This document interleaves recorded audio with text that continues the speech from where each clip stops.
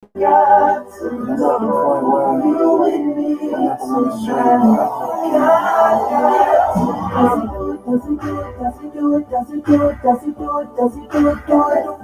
Like I do it, like I do it, like I do it, like I do it, like I do it, like I do it, like I do it. When you first showed me the kid, girl, you knew I was freaking right. You know you said it was gonna do something to me. You keep telling me one day you yes, one day you won't be. Won't you stop all that pretending? What the business gonna be? I've been promising you something more than just a couple weeks. Rolling around and jumping in and out of bed.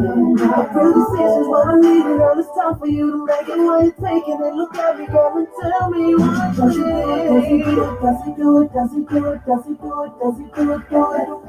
Like I do it, like I do it, like I do it, like I do it, like I do it, like I do it, like I do it. Does he do it? Does he do it? Does he do it? Does he do it? Does he do it? Does he do it? Do it? I do it like I do it, like I do it, like I do it, like I do it, like I do it, like I do it, like I do it. Love is tonight. I got to know you with me tonight. I got to know be home. We sometimes get so frustrated cause we wanna stay too long. I wanna see you calling on the back phone, trying to see what tonight gon' hit for. Do you sometimes kinda wish that it was us? Posted up in the kitchen, you teaching me how to cook. Let it pop off on the counter and we make a lot of fuss. And I take over the kitchen and you know what I do. Does he do it? Does he do it? Does he do it? Does he do it? Does he do it? Does he do it? Do it? Like I do it, like I do it, like I do it, like I do it, like I do it, like I do it, like I do it, do it. Does he do it? Does he do it? Does he do it? Does he do it? Does he do it? Does he do it? Do it. I do it like I do it, like I do it, like I do it, like I do it, like I do it, like I do it, like I do it. I tell you like you do it like the way I pull your hair. Tell me do you like it, do you like the way I go down there? Tell me do you like it, I'll make you wanna scream out there. Don't you like it, how I do it, you can't catch your breath. Does he do it, does he do it, does he do it, does he do it, does he do it, does he do it, does he love you there? Like I do it, like I do it, like I do it, like I do it. Man, that's the song right there. What's up, man? What's up? What's up, man? I missed y'all, man. Yeah, sure some of my students might already know what I'm feeling right now, but that really wasn't the subject of this video. Wasn't gonna be the subject of this video. I was actually going to get in other shit into other avenues, and I probably will. Friend of mine sent me a video by the author of the book, Malcolm Gladwell's Outliers. The name of the book is The Outliers, right? He made a lot of interesting observations in that book about what's going on and why people are where they are and stuff like that. And he made a lot of points, like he talked about the dude Oppenheimer, who was over the Manhattan Project, who was able to maximize his talents and abilities and be successful, whereas another individual, who was this guy who has a 200 IQ, had a rough life, just was not able to maximize his life and benefit and do what he's supposed to do, right? So I'm about to get into a few things. I'm not gonna play the whole damn video, but I'm just gonna play snippets of it. And this video is really about maximizing talent and things like that. So without further ado, let me open up my screen. There we go. Actually ended up playing football. They'd need to have 2 national football leagues. And what he was saying was that All right, let's go back a little bit. a society capitalizes on its potential. In other words, what percentage of people who are capable of doing something actually end up doing that thing, right? How efficiently do we make use of the talents within a given group of people? So let me give you an example. I don't know how many of you read Michael Lewis's book, The Blind Side, which is a Y'all some damn comedians, ain't you? Let's go, man. Let's go. Let's get it. Sorry about doing the lives after midnight, man. Yeah, you're right. Sometimes I don't feel like sleeping. And I've been to the dentist. What was that? Tuesday, well, Wednesday, whatever day it was. And man, they did an extraction. I got to go back in like a month. They done drilled into my damn skull. So I'm on like pain meds and shit because they had to take the tooth out and it's a big mess, man. So my tooth is one tooth is missing. It feels weird, kind of swollen. When I talk, I can feel it. You know what I'm saying? But that being said, I'm gonna keep it going. I still have the beautiful smile. Anyway, but yeah, I'm gonna have to get some implant on one of my back teeth, man. This is whatever, man. I'll just go ahead and do it. But let's go. Extraordinary book about a young man in East Memphis, a teenager who's 6'6" and 350 pounds, and he's discovered by and adopted by a wealthy white family, and they realize that he's an extraordinary athlete, and they work with him until he becomes one of the finest offensive linemen in the country. And in fact, he's about to be drafted into the NFL just many years later and make a gajillion dollars. And it's this extraordinary story, but the part of it that always stayed with me when I read it was right at the very end, the kid, whose name is Michael Oher, says that he's from the slums of Memphis, East Memphis. And he says, if everyone who I grew up with, who was into football, who had real ability in football, actually ended up playing football, they'd need to have 2 national football leagues. And what he was saying was that that East Memphis did not do a very good job of capitalizing on its athletic ability, right? And so Lewis actually follows up on this, and he does this. He talks to some people in the East Memphis school system. And he asks them, what percentage of kids in East Memphis who get a college athletic scholarship actually end up going to college? And the answer was 1 in 6, which absolutely floored me, because I would have thought that if there was one thing in America that we were really good at doing, it would be exploiting the athletic ability of our youth, in particular of our African American youth. I would have thought that in an inner city area, the capitalization rate for sports would have been 90%.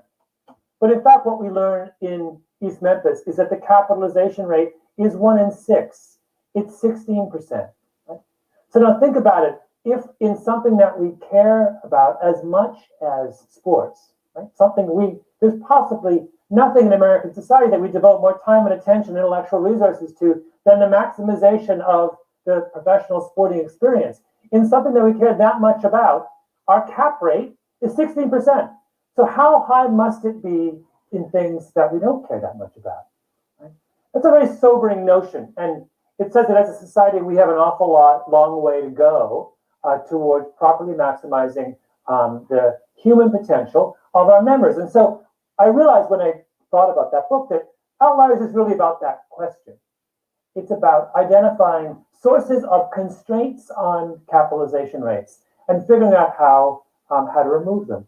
So what I'm going to do is just to talk about a variety of these constraints. What are the kinds of things that lower cap rates in any number of different areas of human endeavor? So one obvious one is poverty. When that kid, Michael Oher, who grows up in East Memphis, talks about what a tiny fraction of the kids he grew up with who had this is where him not being from the Black community and me being from the Black community, I will diverge from Malcolm Gladwell. And I'm going to explain why in a second. Guys, thank you. Can I get some likes? Thank you. Thank you, T. Kelly. Athletic ability actually end up going to college. What he's talking about is poverty. East Memphis is one of the poorest neighborhoods in the United States. And we know that that kind of poverty makes it very, very difficult for those who have an ability to do something to actually end up doing that very thing. And that's sort of an obvious constraint on cap. I don't think so. And I'm gonna tell you why I don't think so. I think you can. I've seen parents, and me being from the ghetto, as Dr. Ben Carson would say it, me being from the hood myself, and my parents got divorced. Let's see, let me think. My parents got divorced, but my dad, although they were divorced, was in my life. My dad would always speak into my life positively. My mom, obviously, we knew from childhood we were going to college, we were going to get our education. We knew we weren't going to jail. We knew we weren't going to ever try drugs. We knew we weren't going to ever sell drugs. These are just facts. Not my mom and dad, when they was married, had 4 kids. None of us, not one time has my mom out of all 4 of us been to the courthouse outside of some damn tickets for my ass one time. That was it. Not one time. Right? I got a half brother. The half brother didn't grow up in the house with my mom. My dad tried to instill certain things in him. And those skills that my dad instilled in him actually allows him to sustain himself to this day. But because my dad, unlike me, taught him, my younger half brother, a lot of different things about how to fix cars. Because I guess he kind of figured he wasn't going to be, I guess he knew he wasn't going to college. Although my half brother made a 26 on ACT, go figure, right? But that being said, my half brother was real smart, real intelligent brother. And my dad, he had my dad, but his mom was different. She wasn't like my mom. I got nothing bad to say about her, but she just wasn't. They were different. And all of us, all 4 of my mom's kids from my parents' marriage, all of us are relatively successful if you really kind of look at it, right?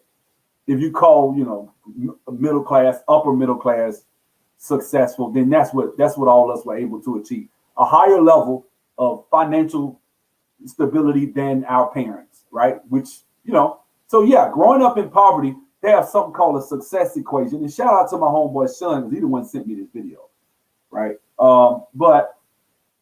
was talking about the success equation, which is graduate from high school, don't have kids out of wedlock until you get married, stay out of the penal system, and get a job. If you do those 4 things, you have a 98% chance of living above poverty and being at least middle class, right? So all you have to do, hey, what's up, Rainey? All you have to do, guys, is just halfway try. So I don't think it's just being poor that leads into somebody getting a full ride scholarship to a college or university and not being able to take advantage of it. You know what I'm saying? The only reason I seen people not go to college, there were other reasons. But I knew guys like, there was this one guy, I never forgot this. We had this guy named Mushat. Mushat was a street nigga. Mushat was over all the disciples at the high school, right? He was like the ringleader. And Mushat had speed, like world-class sprinter speed. Mushat literally they clocked him on the 40 one time and was like 4.2 something. Okay, this brother he'd get out there and run alongside of Usain Bolt. Okay, street dude, gang affiliated, tats everywhere, right? Would never go to class. Was one of the best cornerbacks we ever saw at Carver High School, right? The University of Miami came to Carver High School to sign Keith Mushat. He was somewhere smoking a joint. They told him, hey, I think it was Coach Pickett. Coach Pickett, son, you need to straighten up. So-and-so here, man. This is a chance for you to get somewhere. This is a chance for you to go somewhere. Da-da-da.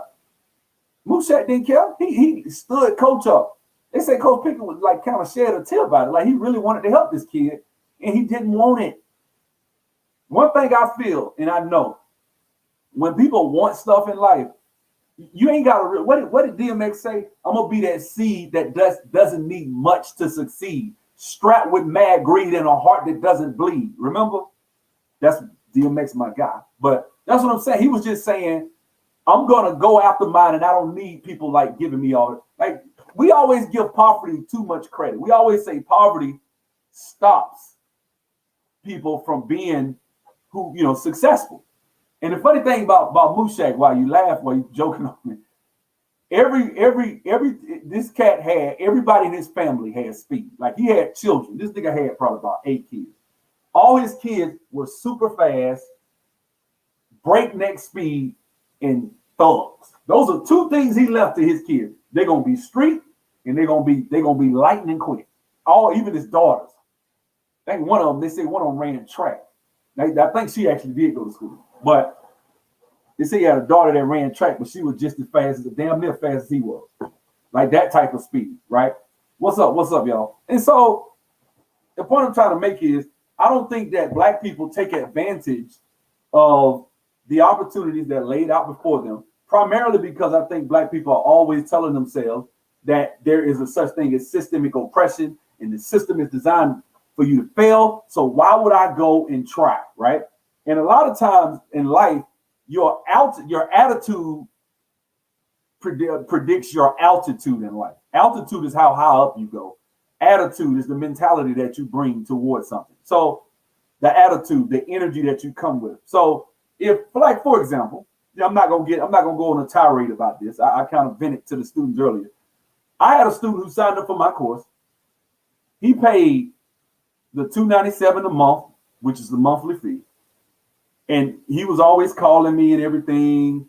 He was logging in, coming to class. He took the class, and I think he probably stopped maybe a week or two ago. He stopped coming, but he's basically been taking this class since February 17th.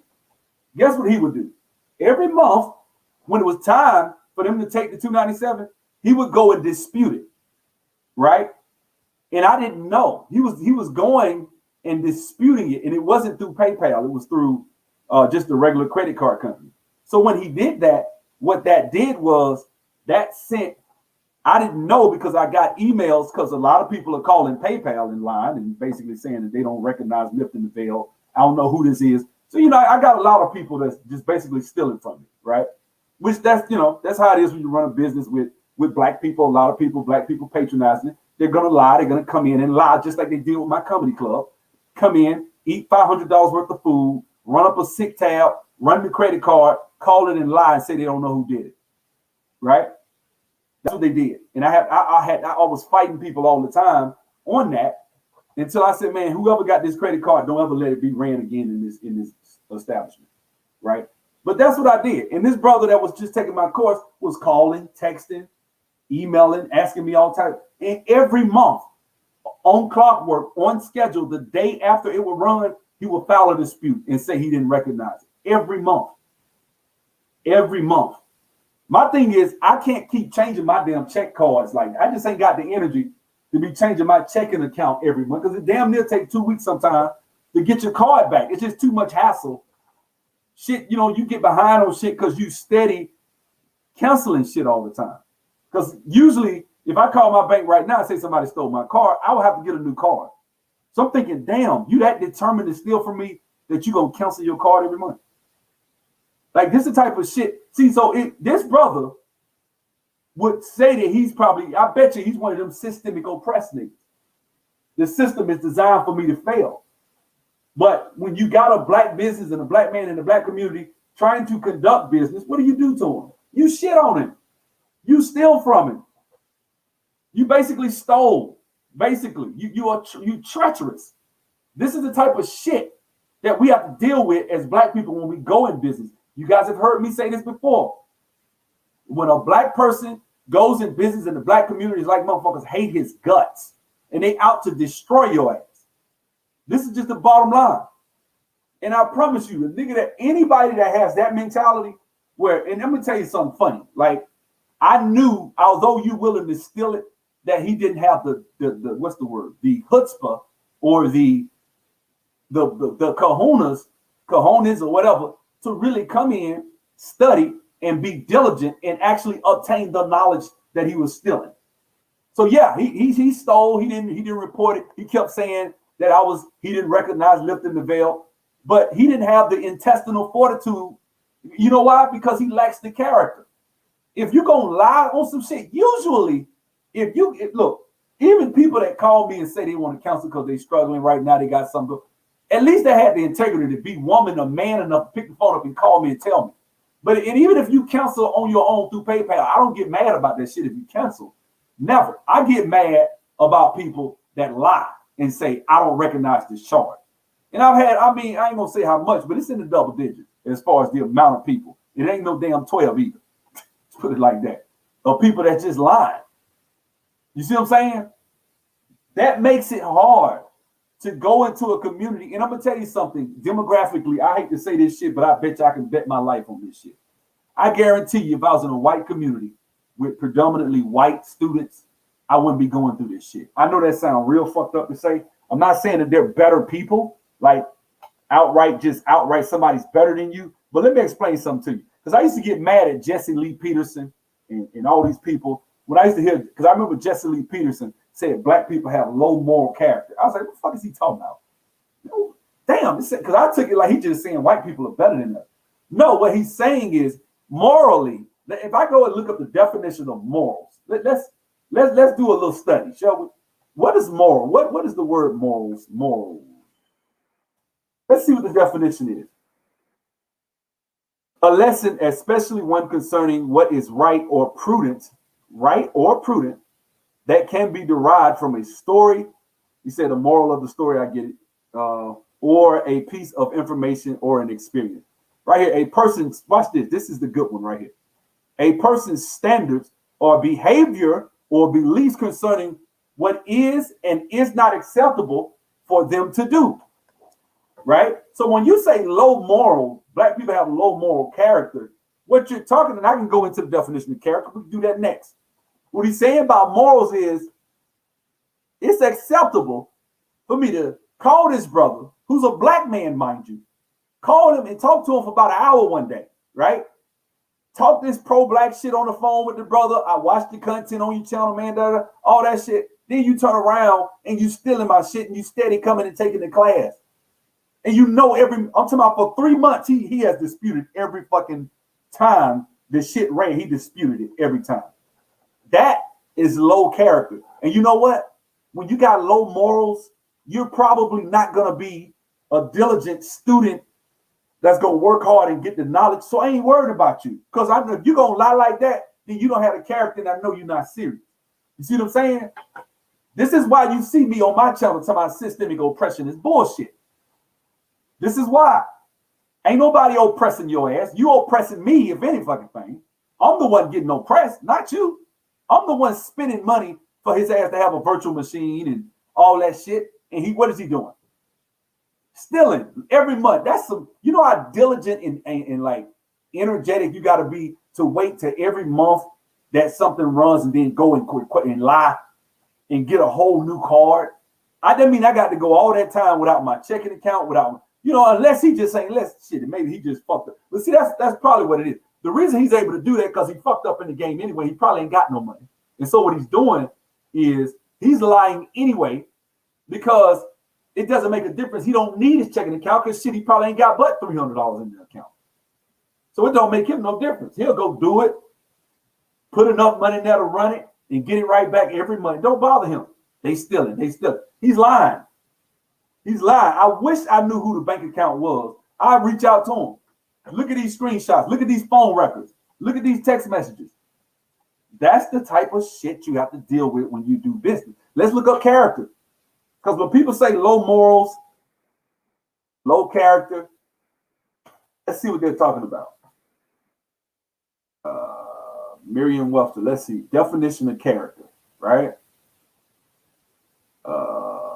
Main essential nature or strongly marked serving to distinguish.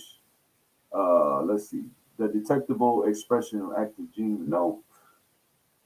The aggregate distinctive characteristics of breed, strain, or type. Okay, so this is a little bit more difficult. Here it is. Here we go. One right here. Moral excellence and firmness. Now, what is morals? We just told you, right? What do you think is right to do and what is wrong to do? So you literally think you just come and take somebody's shit and look them in the face and lie to them. You think so? You have a low moral character. Low moral character. Just as simple as plain. When people say that shit, I used to get angry. I love black people. People used to say that shit all the time. And I would hear these conservatives make these talking points. Man, they have low character, low moral character. And fuck you. I went off on a dude. Man, this dude almost got in a fight one time. Because he said that, and I said, man, you old cool ass nigga, we arguing and shit. Then come to find out, I was wrong. I didn't know what the fuck I was talking about. I was getting emotional and illogical and shit. Didn't know what the hell I was talking about, right? You know what I'm saying?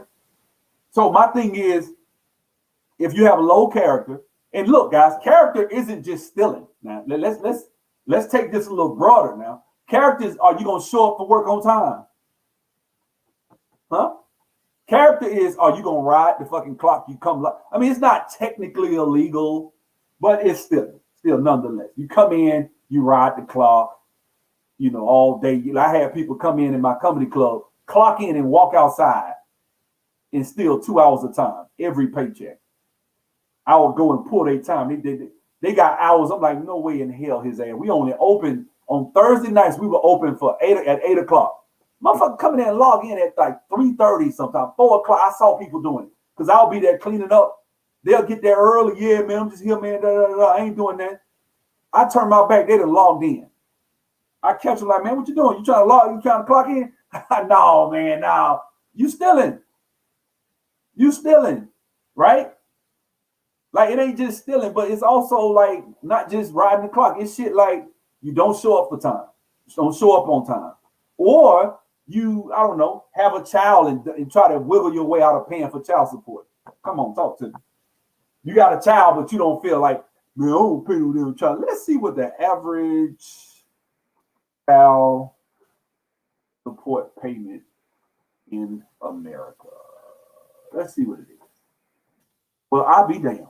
Look at that. 430 fucking measly dollars. That won't pay for, that'll barely pay for 2 weeks of my son's daycare. 430 measly dollars. And you got brothers out here, that's average. A lot of brothers ain't paying that. Trust me, Alabama, they're paying 250, 300. Telling you what I know, right? And my thing is this. If we got brothers out here trying to wiggle out of that, that's low moral character, guys. It's low moral character when you tell me you're going to borrow some money from me and you don't pay me back, guys. Low moral character. Good example. Black people have lower credit scores. They call that shit systemic oppression. I call it bullshit because I can see if you got a low credit score because you didn't know no better when you were 17 or 18. You go to college, get them credit cards. We all fuck up. I did it too, right? And I knew better and still did it, right? Got the credit cards, bought all my little clothes and shit. I was fly, broke with no job, right? You make dumb choices with money when you're young. But I see people in their mid-30s, 40s, still fucked up. I'm like, damn, everything should have been to fill off your credit by 25. Like, what you doing? Why you know what I'm saying? What are you doing? And what happens is you find out a lot of times people make bad choices financially. They make bad choices in life. And we don't want to be held responsible for those choices. Low moral character. This has nothing to do. Before we get to systemic oppression and racism, deal with the character first. That is my problem. I don't see people really addressing that. Guys, if you have good moral character, if you at least try, I'm not saying you're going to be able to do everything right because I don't. Half the shit I'm talking about, I'm not perfect on it my damn self. I ain't going to lie and say I don't break the speed limit. I don't jaywalk. No, that's bullshit. I'll be lying, man. I'll be lying. You know what I'm saying? But if I can help it, I'm going to try my best to live with integrity. If I can help it. Right? And when I say integrity, what you say and what you do match up. That's integrity. Do they match up? Right? This brother called me and was talking all this pro-black shit. I remember we had a conversation. Black people this and the community and da-da-da-da. And you stealing. And you know you stealing from me. That's like a motherfucker come and steal your shit, come to your house, and then try to help you look for it. Man, I don't know where it at, man. Where you put it? You stole my shit, nigga. You know, like that's some grimy shit. You know what I'm saying? I don't know, man. Low speed. No, I was being funny about that one. I was just saying I'm not perfect. But what I'm saying is this, man. Like at the end of the day, a lot of people are out here preaching this systemic oppression, and I think it's a bunch of bullshit. I can honestly say that a lot of times people aren't systemically oppressed. Your attitude. Like, for example, I always go to it. I'm tired of going to the same shit about the damn 30 minutes a night, right? I can go get it again if you want to see it. But the 30 minutes a night on average that black students put in on homework is individual effort. And it's culture. It is culture. Any non-biological behavior is culture, guys. And that is the issue for black folks. Our non-biological behaviors. if you change the non-biological behaviors of people, shout out to the homeboy son, Sean, because he's talking about starting a cultural revolution.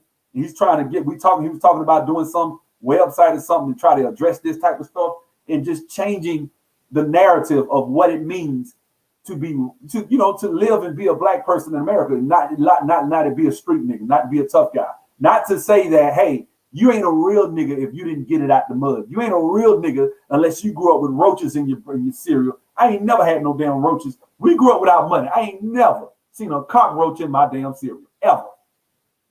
Like that's some different shit. You know what I'm saying? That's just different. Cleanliness, a lot of shit. You know what I'm saying? Even though cleanliness is just good habit to have, brushing your teeth, deodorant, comb your hair, keep your house clean so your shit don't stink. You know, certain things are bad. Like, for example, like low moral character. When we talk about morals, what do you think is right? Do you think it's right to rent somebody's house and park on the fucking grass? Yes. We know who that is, right? When you pull up and you got a whole bunch of cars parked in front of the grass, in front of the house, right? And they pulled up, that shit was green. In about a month and a half, that shit ain't nothing but dirt because they pulling up in there, spinning off and shit in the mud, right? Next thing you know, the yard fucked up. Whose fault is that? Huh? Where does that come from? Where? Yeah, you're right. It's always about choices. That's my thing. It's always about choices, guys. Like cutting grass. If wherever we live, man, we never always had money. Even when we was renting, man. Actually, we didn't rent. My mom financed the house from this guy, right? That was a kind of like family member, right? And so we financed the house from this dude. Mama would put a roof on that bitch. Mama would paint. I'm talking about she wouldn't do it, but if we needed to paint the house, guess who painted? Me, my dad. I'd be out there helping him. We'd caulk the house up and take 2 days. We're gonna caulk it up. My dad was a perfectionist with that paint. He was. We're gonna take 2-3 days just prep work, paint, caulk. Then we're gonna caulk the house up and paint it. Because when you paint a house and it got a bunch of cracks on it, it looked terrible, right? And so we did that. And what happened is in time, other people, it kind of became contagious because mama, we had this big ass yard and the neighbor, when next thing you know, we noticed every day we cut our yard, they cut their yard. If we do this, they do that. And it became contagious. Whole damn block. Like a lot of people, not everybody, because, but most of the people on the block kept their shit up, even though it wasn't in a wealthy neighborhood. You see what I'm saying? You don't have to be like my mom with my clothes and shit. She used to starch my shit up all the time. She would put it in the laundry. My damn jeans, you could stand them bitches up. Like you could literally stand them up. They'll stand up by themselves. They was pressed that damn hard. Right? Always. Yeah, I had on $30, $25 tennis shoes, but my shit was clean. My shoes were white. Like she would buy shoe white. I don't know if y'all remember shoe white. She used to buy shoe white. Have me clean them damn shoes. If they don't be wearing them damn ass shoes. That's how she used to be on me. You know what I'm saying? What do you think is right? It's not just like stealing, lying, cheating. It's also how you think about how you keep your house clean, and so do you think it's okay to have 5 kids out of wedlock? Do you think that's right? To have 5 and 6 babies? Do you think it's right for your you got children and you on the internet with your coochie spread out on Instagram? Is that right? You know what I'm saying? So what this brother said, he said, what is the extent of systemic racism? Does that not include the influx of drugs into the community? How about the mass incarceration of black men? Yeah, brother. See, and this is the thing, man. It's only 1 million people in the whole penal system. 2 million people. Let's say you're right? It's not mass incarceration of black men because, truth be told, there are only 2 million people in the whole system. This is what I'm talking about. We have bought into this systemic racist bullshit. I'm sorry. It's only 21 million black men, 1 million in prison. Not good, right? And let's be honest, black men, a lot of black men, I know this is going to sound real fucked up, but it's the truth. I'm up here with a black dude that just went and stole $1,000 from me, took my class for 3 months and lied, got $900 from me, basically stole that shit from me and was coming and taking my class. Now, if I was to lock his ass up, that's systemic oppression. Hell no, there ain't no damn shit. That's not systemic oppression. That's not racism. It's niggatry. That's what it is. Nigga shit. That's what it is. So unfortunately, a lot of us, we will sell drugs. A lot when it comes to us being poor, yeah, motherfucker coming in. Look, I was in the hood. I didn't sell drugs. So you telling me that black men have no choices? They got to sell dope because some white man brought it in the community? No, you chose to sell that shit. You chose, you guilty. That's what the fuck it is. Because you poor, shit, I could have sold. I was in the hood too. My mama gave a damn. So lack of parenting, right? My father and mom got a divorce. But guess what, bro? My dad stayed in my damn life. I heard from him all the time. My parents I saw my dad every damn week, 3, 4, 5 times a week, damn near. Every day I saw him. You don't, just because they say take the father out the home, I was born in wedlock. My parents got a divorce, and my dad still taught me how to be a man.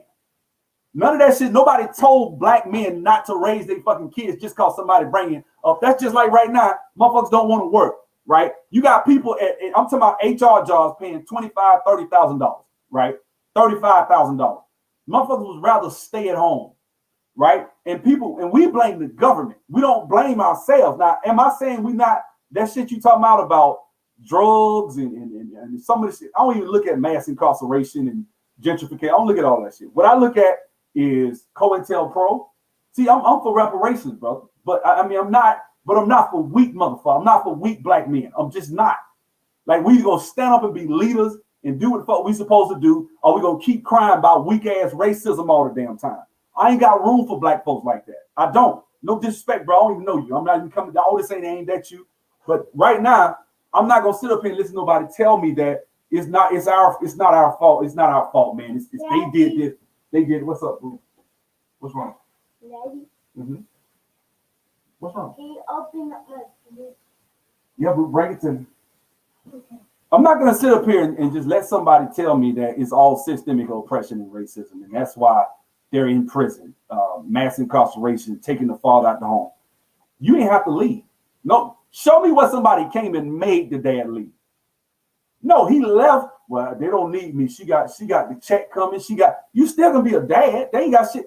Be a father.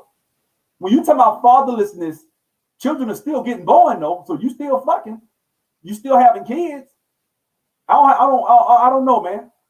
I don't know. I just don't believe in excuse making. I don't. I'm tired of this shit. I just ain't got room for it right now. You know what I'm saying? Systemic racism means the ideology of feminism and race. So a systemic, wait a minute. Okay, so system and feminism and an ism is a like system is something that is something that works in a certain way, like systematically. It's supposed to be set up to work and conduct a certain way, right?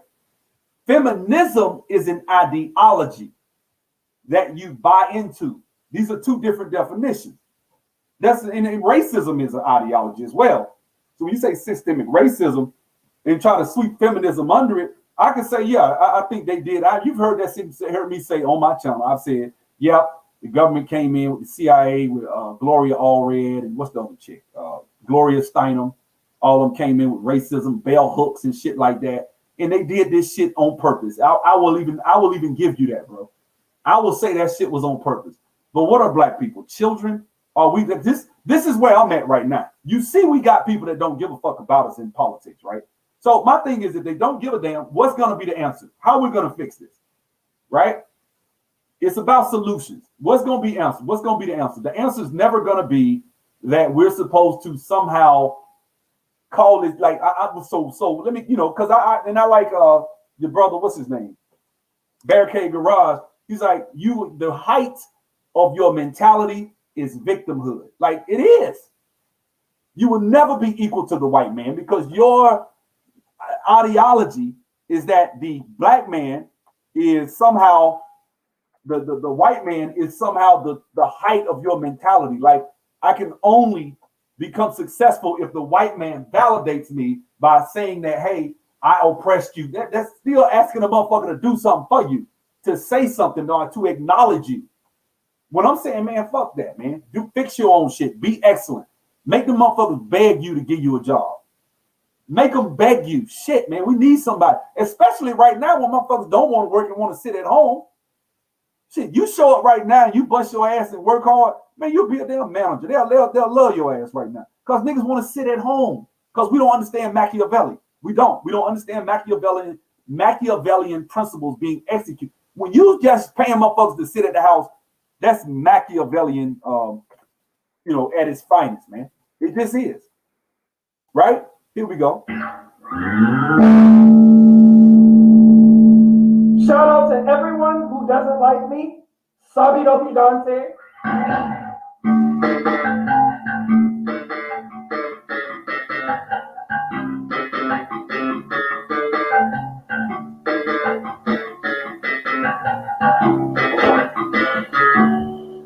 It's crazy how we get no respect here in America. We're constantly oppressed by the white man. We just want equality. Respect, brother. Respect. You will never be equal to the white man because the height of your mentality is victimhood. So what you saying, racism doesn't exist? Is racism a pattern of behavior that has a measurable physical effect on anything? What is the material buildup of unchecked racism? And is it measured by volume, weight, or any other physical trait? Is melanin where racism collects and rests? Which state of matter is racism preserved in? Is room temperature, liquid, gas, plasma? Man, that sounds real intelligent, but it don't matter because we out here getting slaughtered every day. That's because you're soft. No one respects you because you don't put no work in. You scream systemic racism, then back the same system that you say is racist for the right to exist. That's the piece I wanted to hear. We scream systemic racism and then beg the systemic racism system to give us the right to exist. It is just not going to happen. It's not going to happen. And you'd be better served getting off your knees, dusting yourself off, and applying yourself in your own shit. Look inwardly. That's what I try to do on my channel. I challenge people, look inwardly, not outwardly. It's all about the serenity prayer. You know what I'm saying? Serenity prayer. Let me type that up. You know what I'm saying? The serenity prayer is from, I think it's from Psalms. But the serenity prayer pretty much says, God grant me the wisdom. Hold on, I'm just going off. God grant me the serenity to accept the things I cannot change, courage to change the things I can, and wisdom to know the difference. Living one day at a time, enjoying, and then I'm going to just stop right there at that piece. There's more to it than that. But that piece right there, I'm going to copy that and put that in the chat. Right? That is what it's all about. This piece right here. You know what I'm saying? Grant me the serenity to accept things I cannot change, courage to change the things I can, and wisdom to know the difference. What we need to do is apply ourselves on identifying what can we change? What can we affect change on? Right? I can affect change on myself. Right? I could see where I'm a flawed individual. I could see where I'm doing something wrong. And I can try to listen and say, well, damn, somebody trying to tell me, let me stop throwing blows and just calm down and listen to the brother or sister and see if they're telling me something to help me. Because my older brothers and sisters used to get on my damn nerves about a lot of shit, especially my older sister. She was on my ass hard about everything, the way I talked. If I did something, didn't keep my word, if I borrow $5 and don't pay her back, it's a big World War III. One thing about my sister, if I call her ass and ask her for some money, damn it, I better give it back. If I don't, I'm full of shit. And if I don't, and I'm not working, like when I was unemployed and I call her and ask for some money, she's like, you're not working, right? So how you gonna pay me back? What's your plan? Like, and she used to be on my ass. My brother used to be on my ass about, hey, you say you want to own this and drive this, how you gonna get it? Explain to me how you gonna get this car. How you gonna get this house? What business are you gonna start? What ideas are you gonna have? You know what I'm saying? These are the type of things, like, you know, and it forced me to think and look at myself and say, damn. I'll never forget this one time. Me and my brother had a mobile car wash, and we was living in Atlanta. This back in like 95, right? So this Mexican guy had paid my brother to come over and do some cars. He was like a mechanic, and he would also sell cars, right? So we came and did the car, and my brother trusted me to vacuum the back, and I half-ass did it. I'm just telling the truth. I just half-ass did it, right? So the dude came and said something to my brother, like, man, you didn't do a good job. Look, you know. Now, I'm all the way wrong. There was no other way to talk about it. I was wrong. I did a shitty job, right? I was rushing. I don't know why I was trying to hurry up. I think I was going to see some girl or something. I was just trying to hurry up and get the hell out of there, right? Dude said something. I got mad, right? And my brother apologized. Said, excuse him, man. He da. Then he came to the car. My brother lectured my ass all the way back home. Man, you cannot do half-ass work. You see our last name. We don't do that. I was like, man, I did. I said, no, you didn't. No, you didn't. It was stuff all under the seat. He slid the seat up. Stuff you didn't even take the gun, grab this tool and go under the seat. What could I say? I know that shit stuck with me. I was like, damn, I fucked up. Wasn't nothing I could say. I felt so bad. I felt bad. Like, damn. And I got an attitude for nothing. You know, I got an attitude with this dude, and he was right. I never forget another time we was in Atlanta, and I was with my homeboy franchise. We was going to run and shoot. And me and my brother, all us pulled up front, right? And this one we was going to run and shoot. And the dude that worked with security in the parking lot came over, said, hey, you can't park there. I got mad. Like, look, this dumb shit I remember as a child, like when I was younger, I'll get mad over silly shit. When it's all said and done, you know, my homeboy franchise said, hey, man, he's just doing his job. I said, you know what, you're right. You know, and I thought about it like, why the hell did I get mad? So, you know, you got to have the wisdom to know where you fucking up. You know what I'm saying? What am I doing wrong? If I tell a person I'm going to sign up for their damn company, sign up, they're going to give me 5 days a week, 2 hours a day, an hour and a half to 2 hours a day. They're going to, you know, give me labs. They're going to give me all that shit, right? And then I'm going to come steal the shit every month and keep coming to class and just get a refund claiming somebody stole my card every month.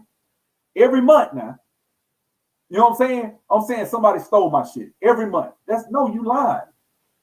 You lying. You just trying to get these chargebacks. I just talked to one of my students. He said somebody did a chargeback on his lady for $5,000 for a wedding thing she did. I think she catered a wedding or something.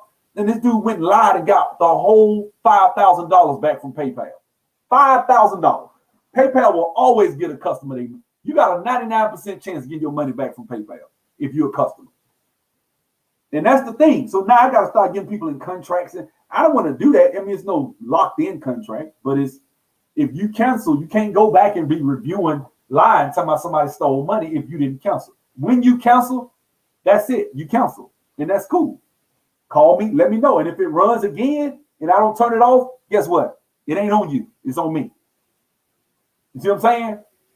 That's the issue I have, man. So, you know, a lot of shit done changed these days, man, when it comes to the community and stuff like that. But that's where I'm at. I'm the guy that's gonna stop making excuses with systemic oppression and racism and leave the whole message of, you know, hey, what can I do to have better character? You know, a lot of times, man, you know, even in the scriptures, it says that if a man don't work, he shouldn't eat. Right? It says, you know, poverty will creep in on you like a thief in the night when you lazy, when you sleep all the time. When you see this is old school shit that your grandmama would tell you. That's where I'm coming from, guys. That's where I'm coming. That's why you hear me playing the Candy Spiritual sometimes. You know, I'm an old country boy. That's what I am. I ain't ashamed of that. You know what I'm saying? But that's what it is.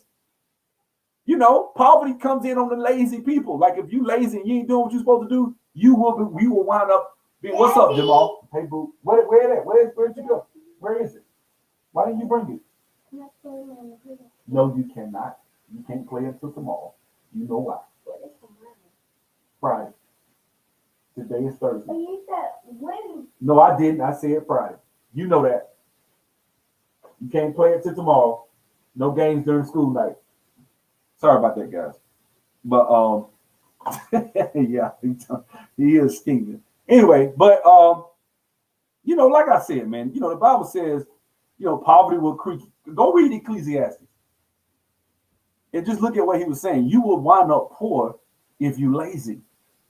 You will, you know, poverty will creep in. If you got a hard working work ethic, due diligence, you do what you're supposed to do, you're not going to have any issues with, first of all, being able to pay your bills and sustain yourself, especially right now in this climate, right? When you got people that will rather sit at home for $600 a week than go work for, let's say, $14, $13 an hour. They like, well, shoot, I'll sit at home. Shoot, I'm making $600 a week from the government through unemployment. Why would I go to work and make $480 before taxes, or $500 $500 before taxes because shoot, by the time they take taxes out, I ain't gonna make no money.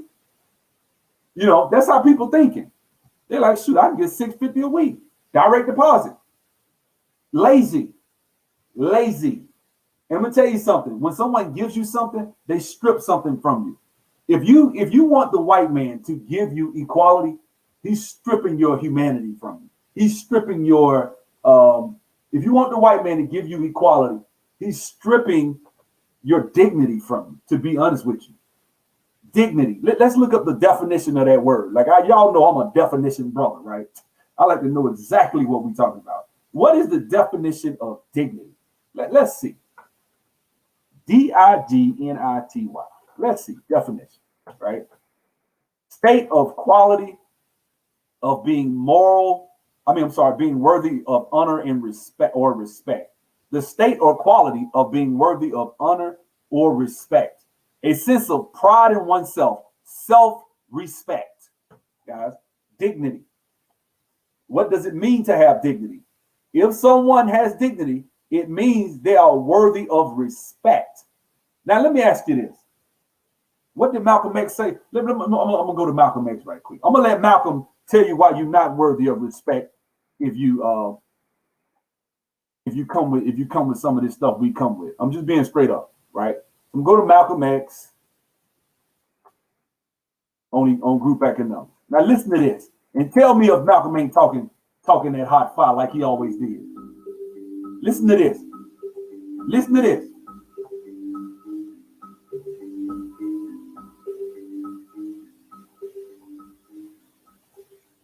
Black man in America for the past 400 years has been like a boy in the white man's house, begging the white man for a job, for food, clothing, and shelter. Like a child, right? Don't I always say that? Like a child. Somebody do something stupid, they in their 30s. Did she learn that? Who taught her? I mean, yeah, she fucked up her credit and got a 300 credit score, but she got a negative 500 credit score, but systemic oppression. I mean, who taught her about credit? She's 30 damn years old. Damn, go on YouTube. Damn, you ain't that you lack that much resourcefulness that somebody got to teach you about credit, or you ain't gonna ever know about credit, right? Somebody got to teach you how to balance a checkbook, or you will never be able to balance a checkbook, right? As if you ain't got apps to do that shit for you right now, right? Come on, man. And then after the white man provides him with all of these things, he turns around and has the nerve to get angry at the white man when the white man tries to control his life. How can people, a group of people such as our people, who own no factories, have equal job opportunities competing against a race that owns the factory? The only way the two can have equal job opportunities is if black people have factories as well as white people have factories. And then we can employ whites or we can employ blacks, just like... Now think about dignity. You won't have no damn dignity until you get to that point. You're not worthy of respect. I'm just being straight up. You're not worthy of respect. I'm not condoning the cops shooting people and killing people. I'm not condoning anything done heinously towards my people, okay? But what I'm saying is, if you want dignity, if you want respect, damn it, you gotta get out here and build and have your own shit. And I'm tired of us talking about systemic oppression all the damn time, because it paralyzes people. It freezes us in our tracks with analysis paralysis, because all of a sudden we want to analyze shit through this prism, through the spectrum of racism, white supremacy all the damn time. They can employ whites or they can employ blacks. But as long as the factories are in the hands of the whites, the housing is in the hands of the whites, the school system is in the hands of the whites, you have a situation where the blacks are constantly begging the whites, can they use this or can they use that? That's not any kind of equality of opportunity, nor does it lend toward one's dignity. What did he say? It doesn't lend towards your dignity when you begging all the damn time, right? When you talking about, oh my God, you please hands up, don't shoot. Like, get your ass up and build stuff. Quit kneeling for the national anthem. Oh man, they paying you $10 million a year, your ass kneeling for the national anthem. It don't take but $350,000 to start a damn credit union. Damn, y'all, the money you blow in the strip club, about 10 of y'all can drop $35,000. You know what I'm saying? It won't miss that shit. That's a week's pay for half of them jokers. And drop that shit in the damn all types of shit, man, and help our sales. We don't do that. What does a black man look like begging for a cup of coffee in a white restaurant and doesn't have a job to back up to pay for it when he does get the coffee? It's putting the cart before the horse. Instead of the Negro leaders having the black man begging for a chance to dine in white restaurants, the Negro leader should be showing the black man how to do something to strengthen his own economy, to give himself an independent economy, or to provide job opportunities for himself. Not begging for a cup of coffee in a white man's restaurant. Number one, he must have a knowledge of himself, and this gives him confidence in himself. He has been brainwashed by the educational system that exists here in America to the point where he feels he was a savage in the jungle when he was before he was brought here, and this destroys his morale. So the number one thing that has to be done, he has to be retaught. I'm gonna be honest with you. When it comes to the morale of black people today, I don't think you ask the average black person, they don't think we were savages in the jungle. We don't think that. I don't think that. I think what has destroyed their morale, truth, and this is why I'm for reparations. This is fair. Okay, I'm down the middle on my tongue. Right? I ain't just one of them, okay, it's always one side. I'm gonna tell the truth. What destroyed the morale of black people in America? Let's see. Slavery, Jim Crow, sundown towns, burning down all to the Red Summer of 1919, COINTELPRO. I mean, shit. The list goes on and on, right? So, that in and of itself brings us to, that will destroy your morale. That's the only difference between us and the Africans. Because technically, when an African comes to America, what you're seeing is our culture pretty much untethered for the most part. What would black people be if they didn't have the baggage? Look at the Africans. Look at the Nigerians. Most of us are from Nigeria, technically, right? If you go back, that's where we come from. Most of us are West African, right? Fulani, that's our tribe. All you got to do is go to AfricanAncestry.com, right? What does it tell you? Look at them when they come over here. What do? What do the Yoruba do? What do the Igbo do when they get to America? They go off. They kick ass. That's who we would be. And that's what we were after slavery. And they fucked us over with that. They did some dirt with that, the Freedmen's Bank, right?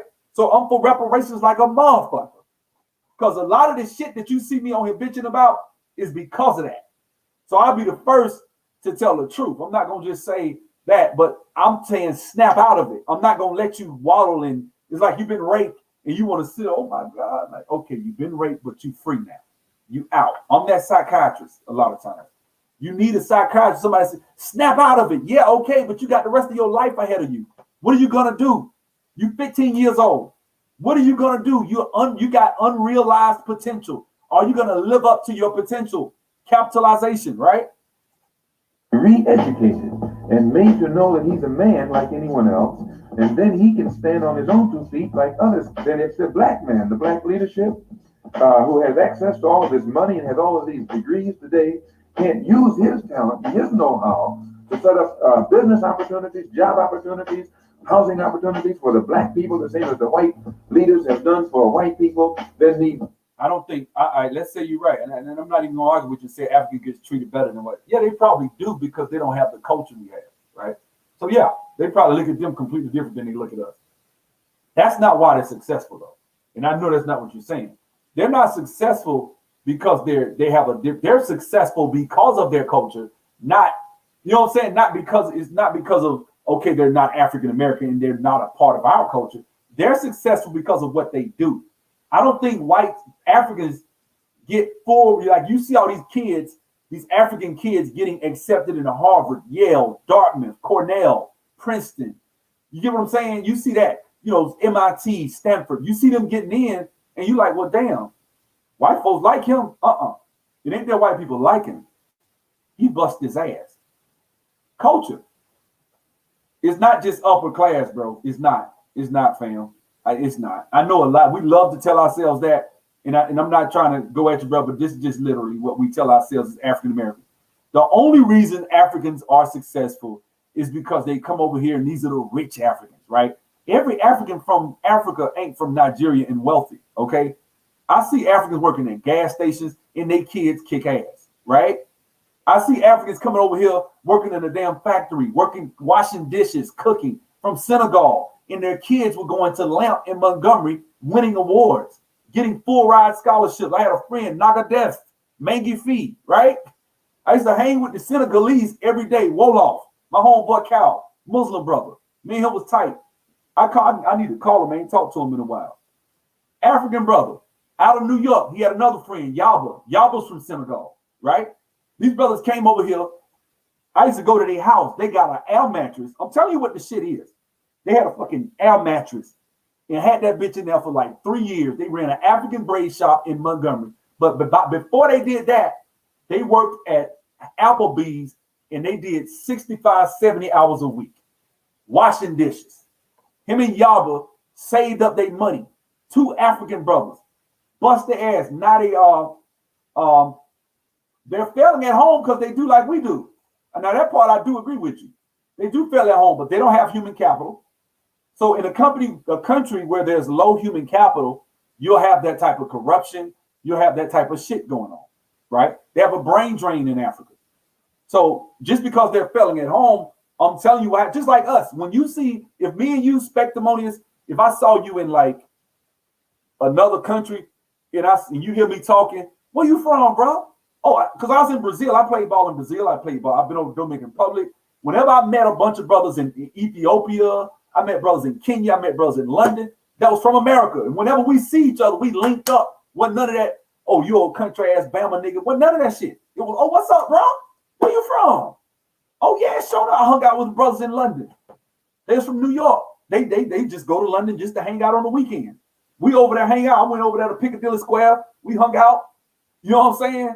But then when we in America, we like we are now. We don't fuck with each other. Oh, that old country ass Bama nigga. You know how that shit be. You know what I'm saying? So yeah, when Africans are in foreign lands, just like most people culturally, we link up. It's just like that. I don't know why. It is not just Africans, it's every culture. Whenever a culture goes abroad, they tend to put aside their differences and work together, from what I've been able to see. Now, I played ball in Brazil and all over the world. I've been to like 12, 13 countries. In every country I go in, when I see an African American, it's almost an understood. What's happening, bro? What's up? Like, some brothers are like, man, I'm so glad to see somebody from my country, man. Where you from? Oh man, we from Charlotte, man. What y'all doing tonight, man? Come on, let's hang out. That's how it be. Why you think them brothers love to go to Brazil and hang out with, God rest his soul, Charles Tyler? They used to go down there. It wasn't none of that shit. That's why them brothers felt such love and camaraderie when they got down there. I know because I've been down there to Brazil. I know why they felt that way. Because when you see another American, like when I used to play basketball, let's see a cat on another team, we hanging out after the game. If he's from America, oh, we hanging out. What's up, my nigga? What, hey, man, let's go get a drink or something. Oh yeah, when I played ball back in like 99, oh yeah. You know what I'm saying? 2000 actually. So I mean that's how it worked. But I do think when they come to America, not all Africans are rich. A lot of Africans come through the lottery system. And when they come through the lottery system, they're not rich. They get over here, a lot of them, most of them, when they do, they come in with a mentality like, I'm finna get all I can. In fact, the brother that is it Queen Sugar, the black dude that all the black women like? Dark-skinned brother that was in the Girls Trip, the black movie with Jada Pinkett and all them in there. And all them, I forget the name of the movie. But anyway, that movie, that brother that was in that movie is the child of an African immigrant.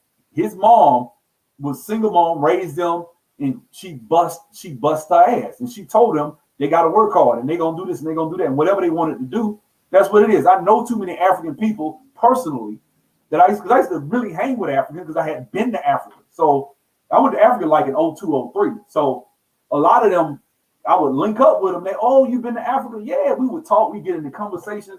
And next thing you know, I'm hanging out at his house and shit like that. And then I saw it. I saw them go from like ashy to classy, bro. I mean, I saw it, man. Like when I first met Cal, they was just getting that African hair shop. They had been, but they worked at Applebee's. I worked at Applebee's for 5 years, washing dishes. 5 years. I would, if the doors were open, damn it, I was there. He said, I got used to putting in 60 hours a week. He said, I work Monday through Sunday. I would never take a day off. He said, they had to beg me to take days off. I'm getting time and a half. And this was when he wasn't making but about $10. That's it. About $10. And bust his ass. And he was cooking. He said he wound up cooking. He wound up doing the dishes. That's what he did. 5 years. They had a little cheap ass apartment in the hood. Him and his homeboy from Senegal. Right? And then they fucked around, saved up like $12,000. Right? Cash. Because they were sending money home too. Saved up $12,000 when put down on the shop and flew their wives over, man. Next thing you know, they got their wives running the shop. Then they flew over a couple of more girls from Senegal, and they hitting these black chicks for $400, $300, like getting it and making a killing. Next thing you know, he riding in a Mercedes. I sat there and watched him. I admire that shit. I love it. I love it. But I saw that shit firsthand. You know what I'm saying? We say I'm chatting with a friend, chatting with my friend at this moment. Her Nigerian parents be a lawyer, masters in computer science, and a biologist out of their kid. Exactly. That's exactly what it's gonna be. To my mom's credit, that's shit. That's what I am. I'm probably the lowest earning one in my damn family. I probably got my other sister, but she up there. My other sister, and then my oldest sister. Shit. I mean, she's damn anesthesiologist. Look it up. You know what I'm saying? And my brother earning over in the two. So shit. Everybody doing good. Parenting. So I would give my mom that culture, that capitalization mentality that my mom instilled in us, man. You know what I'm saying? And I don't think it was just my mom. I think it was my dad, my mom, and my older brothers and sisters. My oldest sister was the oldest one that got, she was able to do what they got to do. You know what I'm saying? So like I said, man, everybody has done well in those. A lot of those Africans come over here and they do well, not all of them, but a lot of them do well. And it's not just race, race that, stops us from doing well. If we operated like the Africans do that come to America, do you think we'd be where we are? Like, ask yourself that question. Black leaders need to get off the boat. They're not leading our people toward any kind of independence, but they're using their positions and their education and their talent to exploit our people worse than the slave master did during slavery. If white immigrants can come to this country 50 years ago with nickels and dimes and no education. Y'all see this picture? A lot of them came over here broke, man. A lot of them came over here broke. Well, they didn't have to deal with racism. I agree with that. A lot of them didn't have to deal with a lot of the shit that our people went through back then. We don't have to deal with that shit now, though. Not like what they were able to get to in 1908, 1909. We're getting to it now. We got that level of freedom. Like, motherfuckers didn't like their ass. They had accents, different culture. They weren't liked, but they stuck together and they built their shit. These are the people that built Hollywood right here. Hollywood, or a lot of them came from Germany, places like that. They were rejects. Everybody think just because the Rothschilds, so-called Rothschilds, ran the international, banks and all that shit, and they had that little thing going, that these people just got and built Hollywood off that. That ain't how it worked. We need to study these people, the small hats, because they are motherfuckers. I don't even know if these are small hats in this picture. And come here and pool their little nickels and dimes and no education and set up little stores, develop these stores into larger stores, develop this into an industry which creates job opportunities for whites. Since Lincoln was supposed to have freed the black man 100 years ago, and today the black man, according to the government economist, has spending power of $20 billion per year. We feel that with the black man spending $20 billion a year, not setting up any businesses, not creating any industry, not creating any job opportunities for his own kind, he's not in a moral position to point the finger today at the white man. What did he say? Let's go back. Let's go back a little bit. I think that might have went over. Let's see. Let's keep going. And today the black man, according to the government economist, has spending power of $20 billion per year. We feel that with the black man spending $20 billion a year, not setting up any businesses, not creating any industry, not creating any job opportunities for his own kind, he's not in a moral position to point the finger today at the white man.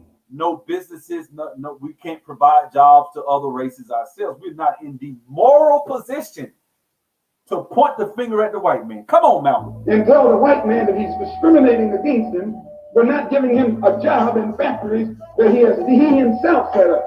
If the black man has $20 billion, and these so-called Negro leaders are such geniuses that they can integrate white restaurants and integrate white factories and force themselves into that which the white man has set up, they should use this same ingenuity to show the black people how to pool our wealth and set up something of our own. And then we won't have to force our way into. We should own and operate and control the economy of our community. You would never find, you can't open up a black store in a white community. White man won't even patronize you. And he's not wrong. He got sense enough to look out for himself. And you who don't have sense enough to look out for yourself.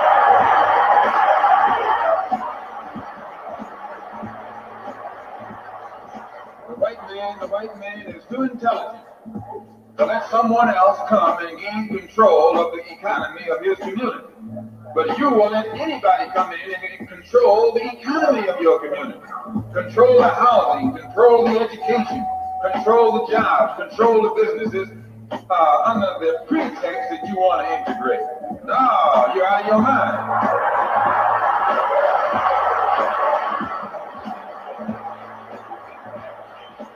We have to become involved in a program of re-education to educate our people into the importance of knowing that when you spend your dollar out of the community in which you live, the community in which you spend your money becomes richer and richer. The community out of which you take your money becomes poorer and poorer. And because these Negroes who have been misled and misguided.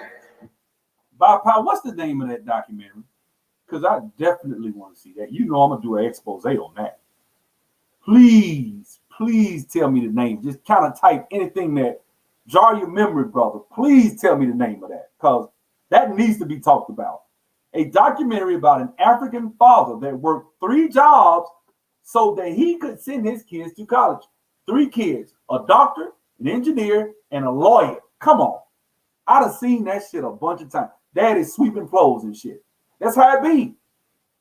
That's how it be. And we think, and then we see that African doctor and engineer and shit, and we'll be like, well, yeah, he came from Nigeria and he was just rich. No. That's why you see all these people that speak fluent English and look just like us and talk just like us, but they got an African last name and they're a doctor or some shit. I already know what it is. I already know. Breaking their necks to take their money and spend it with the man. The man is becoming richer and richer, and you're becoming poorer and poorer. And then what happens? The community in which you live becomes a slum. It becomes a ghetto. The conditions become run down. And then you have the audacity to complain about poor housing and a rundown community. See, and this is the thing. Go listen to the Coon Train song. Let me play Coon Train right quick. Watch this shit. But see, they'll call you a coon for saying that, bro, what you just said. I mean, I can't believe you said that, bro. What did you say? Well, here we go. You know, she was out of Palm Beach. I moved on her, and I failed. I admit it.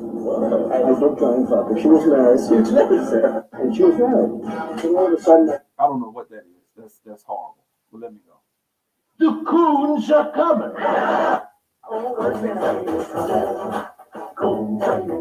What about black on black crime? Yeah, you can't say shit about black niggas killing each other. Come on now, you know better. That makes you a coon, right? Where's the white women at? All white people ain't bad. All white people are the devil. Come on. We is our own worst enemy. Hey, bro, you a coon. You a coon. Go and do the dance. Let me put the music up for you. You a coon, man. Come on, let's go. Let's go, bro. That's you. That's you right there. Stop black on black crime. Hold on. Where's the white women at? All white people ain't bad. We is our own worst enemy. What about black on black crime? Where's the white women at? All white people ain't bad. We is our own worst enemy. What about black on black? See that? Black on black crime. We are our own worst enemy. The shit that really will help black folks has been demonized. Telling them, nigga, you shot a 5-year-old girl. You shot a baby. You killed a baby, nigga. You like why y'all ain't protesting about that shit? That's fucked up. We need to stop this shit. We killing more babies than it is unarmed black folks getting shot. Hell, you know how many babies gonna get killed this 4th of July in Chicago? I'm talking about under 10 years old. How many? Like, it's a shame. I could probably do a tally. I guarantee you, we gonna kill this 4th of July in Baltimore, Chicago, probably St. Louis, areas like that. We're probably gonna kill Atlanta too. Shit, probably gonna kill at least about 15 babies under 10 years old, innocent children. Bet you we do. Bet you. Guaranteed. Community. Why, you run it down yourself when you take it out.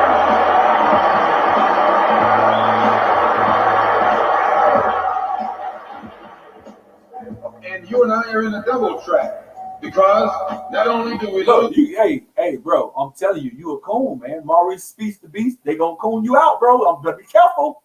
Better be careful. You cannot hold black people accountable for their actions. That's coontastic, bro. You know that. Can't say black on black crime. Can't say we our own worst enemy. Like you cannot do that. Like, although we've seen on numerous occasions when you go into the black community and try to help people, help black folks, they gonna be the ones trying to stop you. And so you say, damn, it ain't the white man, it's you. And so when you say that shit, you really tell them the truth. But they gonna call you a coon, bro. By taking our money someplace else and spending it. When we try and spend it in our own community, we're trapped because we haven't had sense enough to set up stores and control the businesses of our community. The man who's controlling the stores in our community is a man who doesn't look like we do. He's a man who doesn't even live in the community. So you and I, even when we try and spend our money in the block where we live or the area where we live, we're spending it with a man who, when the sun goes down, takes that basket full of money in another part of the town. I mean, man, I don't even want to. You know what, man? That's a gruesome ass bet. I don't even want to take it, bro. I was just playing, but I don't want to take it, bro. That's a bet I don't want to take. Last year, it was almost like 8, 9 kids got shot. Man, it was ridiculous, bro. That shit was almost double digits for black, to my children, right? Like, little boy at the mall in Birmingham got shot in the head. Ignorant ass monkeys just start fighting. I guess one of them got his ass whooped. They pull out a gun and start bucking. I hate niggas like that.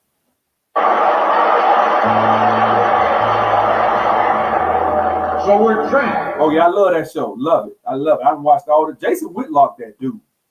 People called, but what was he? Jason Whitlock's the coon, right?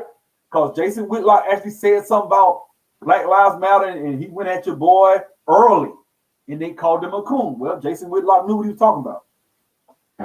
Trapped, double trapped, triple trapped. Anywhere we go, we find that we're trapped. And every kind of solution that someone comes up with is just another trap. Those are people. The importance of setting up these little stores and developing them and expanding them into larger operations. Woolworth didn't start out big like they are today. They started out with a dime store and expanded and expanded and expanded until today they're all over the country and all over the world, and they get some of everybody's money. Now this, what you and I in General Motors, the same way, didn't start out like it is. It started out just a little rat race type operation, and it expanded and expanded until today is where it is right now. And you and I have to make a start. And the best place to start is right in the community where we live.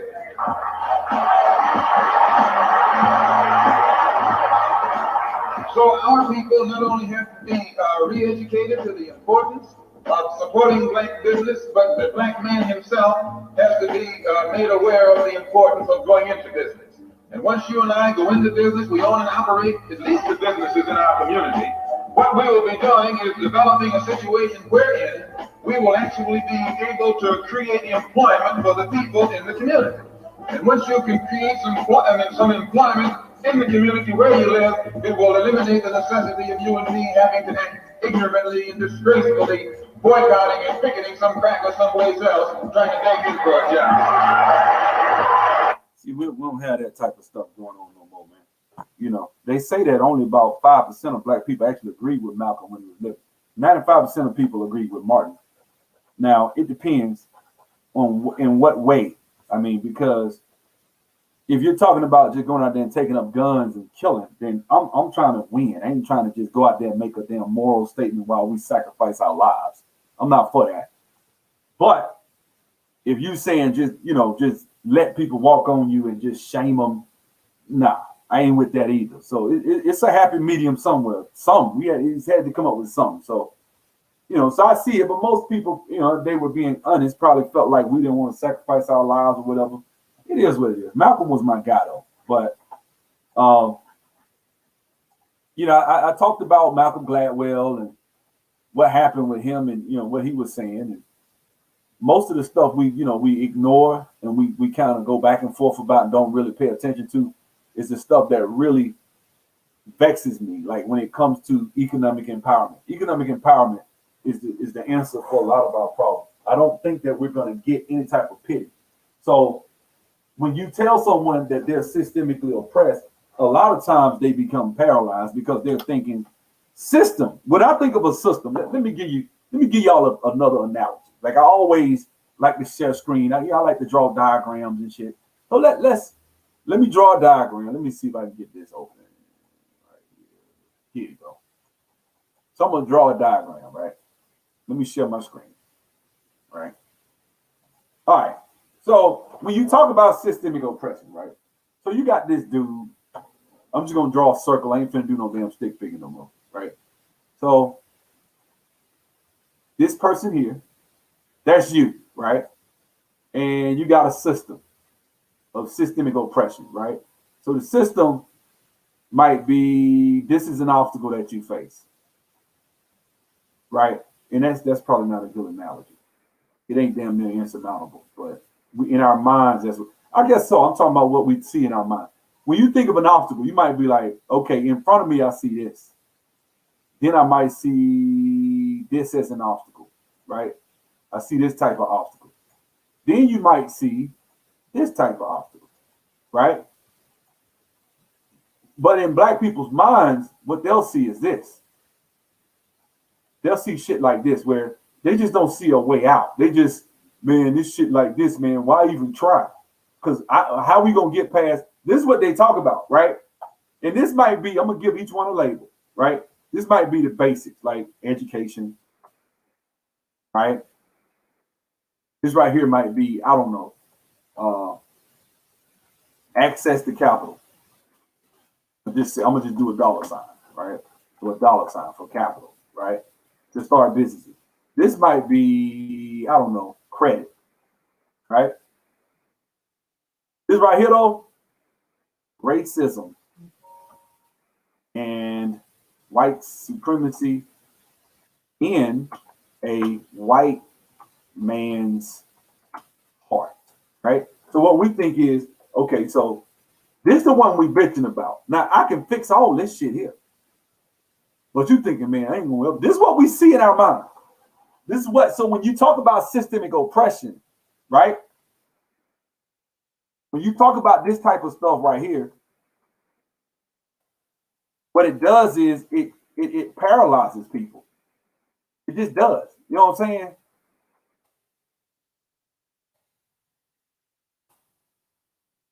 Paralyzes blacks, right?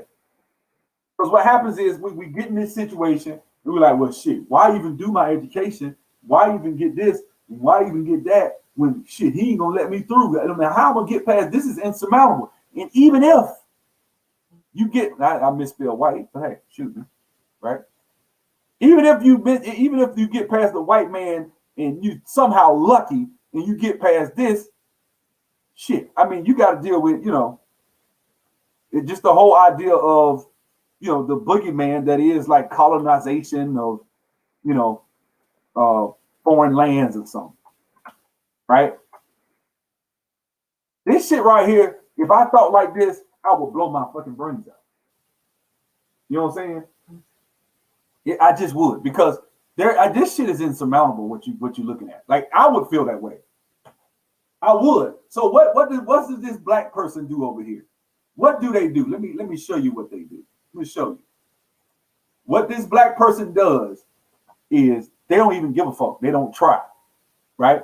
And so when they don't try, what happens is it becomes a self-fulfilling prophecy. So now, to a new young child coming up, they'll look at this shit and be like, well, damn, this shit designed for me to fail. Look at this person over here. Look at our communities. Look at this, look at that, because you see this boogeyman.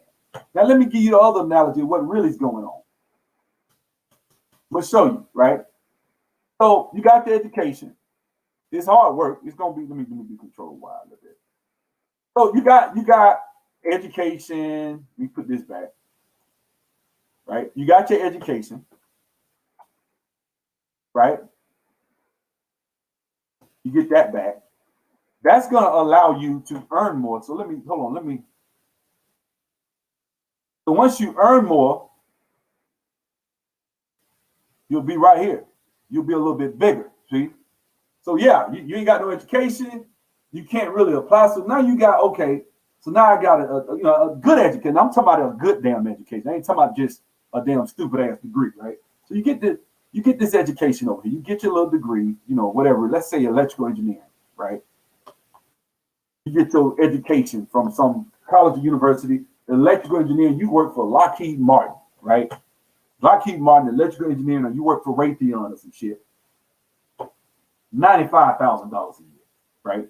You're only about 27 years old, right? You're making 95 working for Raytheon. So now you get here, you got another obstacle. It might be access to capital, right? So you want that access to that capital. What do you need to get access to capital? Well, first of all, check stubs, right? You got your check stubs, tax returns, and credit. Those are the three things that will get you access to capital. And you might be like, nah, you full of shit, man. You like that, man. The white man, bro, this shit is systematic. Now, you want to talk about a system? Try borrowing some money these days. That shit is systematic. It really doesn't have. Now, are there people that do redlining and all that shit? Yeah, it happened. Okay, fine. It does happen. What I'm saying is, bro, you get your ass on that internet right now and get pre-approved for shit right now. Submit your docs. Motherfucker ain't never met you a day in their life, living way out there in another state on the other side of the country, sending your shit through the internet. That's how shit works. Trust me, I know. My homeboy worked at a bank and was working loans for Arizona and California. He saw all types of shit. He used to tell me. It don't have nothing to do with that, right? Exactly. So once you got the electrical engineering or the computer engineering degree because you aced and took advantage of education. Now, if you half-ass your education, all this is fucked up. It's like a phalanx, like in 300. And if you got a weak link, it fails, right? Remember the little retarded dude wanted to join the 300, help him. He helped him. He couldn't even lift his damn shield. He's like, man, I can't let you in the phalanx, man. You weak, right? Black people, when you trying to build that damn phalanx for the Thermopylae Pass or whatever the name of that shit was, right? You got to have a strong phalanx. You got to be strong. So you better ace your damn, and you better kill that shit. I don't give a damn what school your child at. Make them study. I'm just going to go get on my boy in a second. Make them study. Get in their ass about this education. That shit is imperative. We don't explain that shit. So that when you get to this point, see, let me show y'all something right quick. I know y'all like this boy always jumping all over the place, but I got to show y'all this, right? So the Duke Hip program. I bet y'all tired of seeing this shit, but I want to show you something, man. These are the kids. It was funny, I guess. These are the kids that's gonna kick ass these are the kids that are going to be able to dominate this education piece right here. You better believe these children are not gonna be out here earning no damn $40,000 a year. Watch this shit. School juniors, they may be young, but these seventh graders scored equal to or better than 90% of college-bound high schoolers on standardized admission tests. The results surprised some of the students. It was funny, I guess, because I didn't. Seventh grade, look at the name, what I told y'all. What did I tell y'all? Seventh grade, Mississippi, African girl. This girl ain't finna be no damn psychology major. You better believe that shit, right? Really try. And I wasn't really stressed about it because I knew that this time didn't really matter. It was just a trial to see what it was like. I was really happy with the results I got, especially when we looked up and saw like what averages were for high school students taking the SAT. To celebrate, 550 students attended a special recognition ceremony These kids is just in the 7th grade, man. at Cameron Indoor Stadium, hosted by Duke's Talent Identification. So what they already trying to identify these kids in the 6th and 7th grade, 3rd grade, they already own them. So let me go back to my analogy again. Let me go back. As I said before, if you one of those kids you just looked at, if you kick ass like that, well, you the best of the best. Oh, this 6 figures. This is, you're not working for no damn Raytheon. Your ass is working for like Goldman Sachs. Coming fresh out of Harvard, you can get 250, but we ain't gonna go there. We ain't gonna go there. I done heard some astronomical shit. Like you come out of Harvard with a certain type of degree. Oh yeah. Goldman Sachs all day, right? And I ain't talking about no little boy shit either. You see what's his name? He was over the finance department. Robert Smith was over the damn finance department. He was from Cornell though. He was working at Bell Laboratories when he was them kids' age. I just showed you. So let's go back to this analogy, right? So now you run into that. You got access to capital, right? Now you got it, right? So you got the access to capital. You done dominate that shit. You can borrow money. Shit, it's kind of hard to stop a motherfucker with this type of momentum, right? So let me tell you what happened. Now you run into racism, white supremacy, but you done dominated all this shit here, right? So you are now a damn missile, right? This you right here. This you right here. You're a missile now. You're a missile, and now you ain't got to worry about racism, white supremacy, right? So now you run into racism, white supremacy, but it doesn't look as big and insurmountable anymore. It's about this damn big now. It's no longer this huge. I hate you right back. Say what? Yeah, we own it. Bye. So you run into this racism, white supremacy shit. And this is why you see Africans and all of them laugh and snicker when you talk about racism. They don't give a shit. You know what I'm saying? Because they looking like, well, shit. Prison industrial complex. If they ain't going to prison, look at me. Look at this. You think this person with this background is going to prison? Huh? Is this person with this background going to experience half the shit that we think we talk about? What about them selling? I ain't touching no damn drugs. Shit, I'm working here. I got this, I got that. I'm not finna worry about drugs. What is this person got? Am I saying this person can't be fucked with? Am I saying that this person, if some white girl said he raped her, would that not drop? Yeah, it could. I'm not gonna lie like that, right? We still have to deal with certain things. But that's not, chances are statistically what's gonna happen for this brother right here.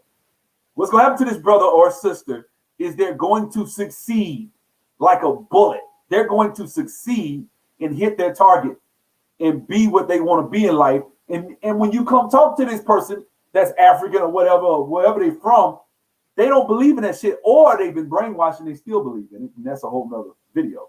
But, you know, because when you see black people that got all this going for them, usually they're called coons and sellouts. Because the first thing they'll say is, well, shit, I mean, this is me right here, you know. This is me when I was a kid. I mean, all I did was just listen to my parents. They told me to work hard. They instilled in me a solid work ethic, and I actually was able to get to the Duke Tips program. And in 7th grade, I took the ACT and made a 28 on it as a 13-year-old, 12-year-old, right?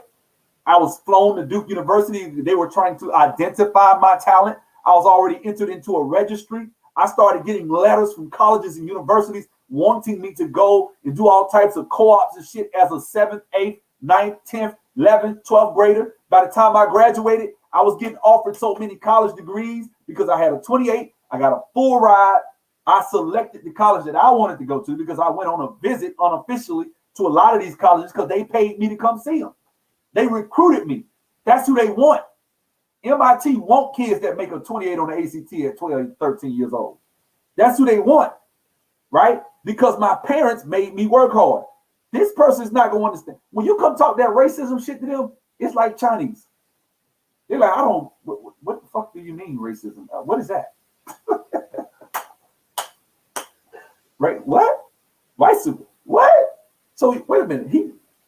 Okay, well, I mean, now are you gonna see shit happen like racist cops and shit? Yeah, shit happen. I'm not gonna say it doesn't happen.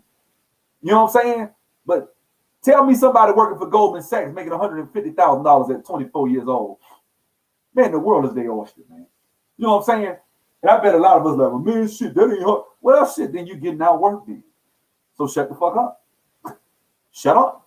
If you don't accomplish this, and you say, well, yeah, but I didn't have a firm mom and my dad this and this. I don't give a shit. You look who you listening to, a brother whose parents got divorced when I was in like the second grade. First grade. I was in the first grade. My parents got divorced. I actually flunked the first grade, guys. Truth be told. House was in turmoil, not understanding what turmoil really was as a kid.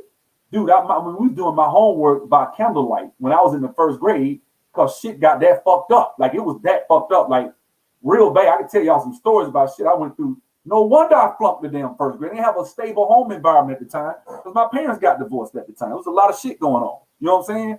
Financially, all types of crazy shit was going on. But I was able to, my mom kind of moved me away to Selma, Alabama for a while, and we came back, and I got back around my dad, who I missed. Our kids all about their dad, especially son. And he started, helping me in my life. My parents got divorced. They couldn't be together. But at least they instilled enough in me to get something. I knew I wasn't this damn good. I wasn't. But I was good enough to understand the basics of it. You know what I'm saying? Now, once you got check stubs, tax returns, and decent credit, I'm talking about 620 or better. Look here, man. What you want to do? Real estate? What you want to do? Like, you just named it. What do you want to do? Right? Because now you got access to capital, hard money. You can go to a regular bank and borrow money if you want to do. You go to the commercial lending department if you really want to know. That's where you really go when you're trying to borrow some money. You ain't trying to pay no hard money prices. Commercial lending. That's where you go. Right? And now, that's when I told y'all, I said 2006, I made $600,000 borrowing money from white folks. Am I a coon? I still love black women. I ain't, I'm trying to be fair. I ain't got nothing bad to say about the sisters. Like, the white woman ain't better than the sister. Okay, so you ain't gonna hear that on my channel. I'm gonna tell you the truth. That being said, why is it that people that are successful have a certain pattern that they follow? The black people in the black community follow this pattern right here. They don't believe, they don't let this stop them. It's not some big ass insurmountable, shit all the way up here. Man, white supremacy so powerful, man. Shit, man. Damn, man. As soon as you do this, he gonna be here. You go left, he gonna know you going left. You go right, he gonna know you going right. You go up, he gonna know you going up. Like, damn, nigga, you describing God. That's what you describing. The white man is not God, guys. He can get his ass kicked. And I'm not even, listen, it ain't even about kicking his ass. A lot of times, bro, I'm gonna tell y'all some funny shit though. When you get to this point, it won't be about racism, white supremacy, guys. These white boys over here know what they care about. Let me show you what they care about. Let me show you. Y'all already know what I'm gonna put over here, right? When you get to this status right here, and people see you going in this direction, let me show y'all something. Damn it. What's that guy named? Bledsoe, the little young cat that was on Black Patriarch's channel. Let me go back. Because Black Patriarch said it. He was like, what did the guy say? He's like, man, we need to invest in this guy. Black folks, white people will invest, or they'll invest in you, which is why our black elites a lot of times leave our communities. This right here.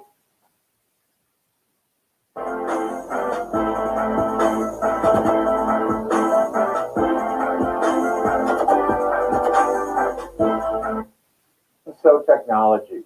He is the CEO and president of one of the nation's fastest growing corporations, the #1 IT consultancy firm run by a miner in the Midwest. Yes, I said miner. When we last checked in with Jalen Bledsoe, he was 13 years old and promising to hire and expand his business when he got to high school. He's now a sophomore in high school, and we are asking him to come in and talk about that expansion. Thanks so much for coming in. It's good to see you again. Thank you. Tell us about your business, how you got started. And I was always told when I was your age not to ask this, but you're a millionaire. Valued $1 million, yes. Okay, yes. yeah. It's an IT company. We work on IT consultations to companies in St. Louis as well as global across the U.S. now. We do website designs, graphics, as well as server consulting purchases with Lenovo and Microsoft. So yeah, it's pretty much IT consultation around the. How old were you when this started? I was 13 years old, 12, 13 years old when I first got started as an LLC in 2012. You had a mentor. Yeah, Scott Schnook. He's an amazing guy in this process. From the grocery store. Yes. Yeah. So Scott Snook. What type of name is that? I wonder. What names start like that? Bledsoe says his mentor is Scott Schnook, the CEO. What type of name is that? I don't know, guys. Sounds familiar, doesn't it? CEO of Schnook's grocery store.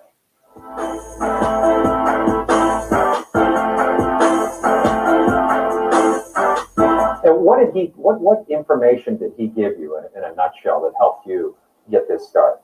Take risks. There's nothing you can do as a minor that'll shoot you down for too long. Because you're young, you can jump back up and keep going. And that's one thing I lived by since then is to keep going and move forward and always take risks.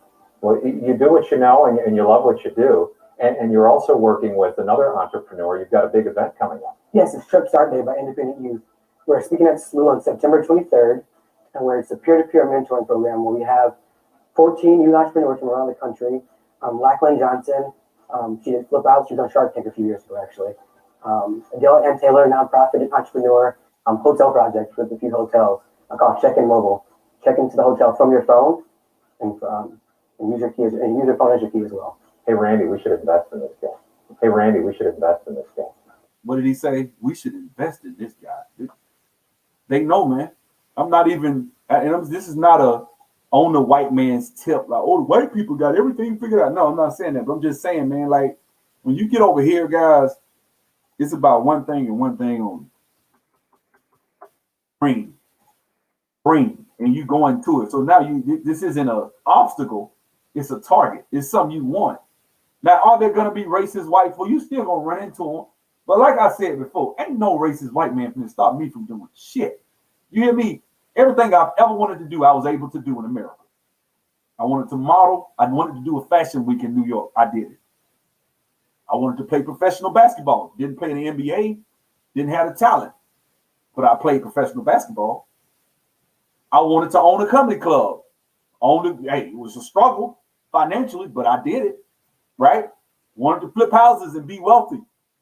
Shit, I did that. Just kind of got caught in the housing bubble. Hey, shoot me. You know what I'm saying?